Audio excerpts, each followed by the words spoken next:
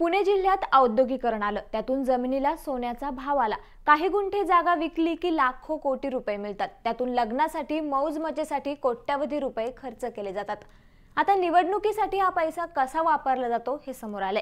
खेड तालुक्यातील राजगुरुनगर नगरपालिकेच्या निवडणुकीचा चक्क लिलाव झाला, म्हणजे एका अर्थाने लोकशाहीच विकली गेली।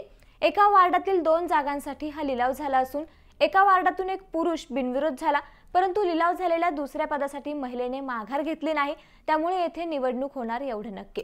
मात्र हा लिलाव नेमका कसा झाला पाहूया।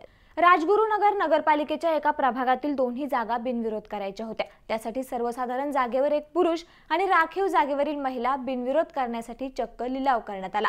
या लिलावासाठी मंदिरात सर्व उमेदवार आणि नागरिक जमा झाले। यावेळी सर्वसाधारण जागेसाठी लिलाव बोली सुरू झाली। 90 लाखांपासून सुरू झालेली बोली थेट कोटींवर गेली। बोलीसाठी तिघेही सहभागी झाले, परंतु कोटीचा टप्पा गेल्यावर दोघेच राहिले। अखेर एकाने नगरसेवकाच्या बदल्यात 1,03,00,000 देत बोली जिंकली। त्यानंतर दोघांनी शुक्रवारी उमेदवारी अर्ज माघारी घेतले, त्यामुळे त्या प्रभागातून एक जण बिनविरोध नगरसेवक झाला। बिनविरोध झालेला हा व्यक्ती कोट्याधीश आहे। जमिनीतून आलेला मुबलक पैसा, व्यवसायातील पैसा त्याच्याकडे असल्याचं बोलले जाते।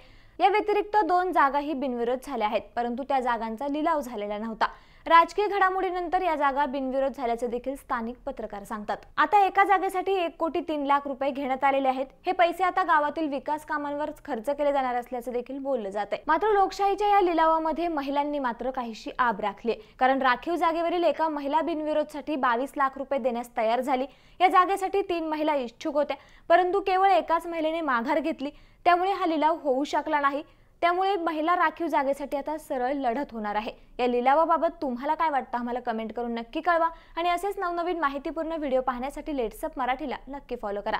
धन्यवाद।